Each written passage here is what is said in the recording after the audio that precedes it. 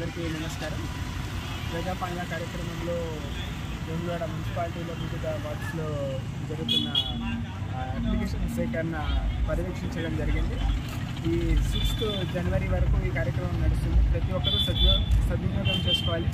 అలానే అధికారులు కూడా అందరూ సమన్వయం చేసుకొని ప్రాపర్ అరేంజ్మెంట్స్తో ప్రజలకు ఇబ్బంది కాకుండా అప్లికేషన్స్ తీసుకోవాలని సూచించారు.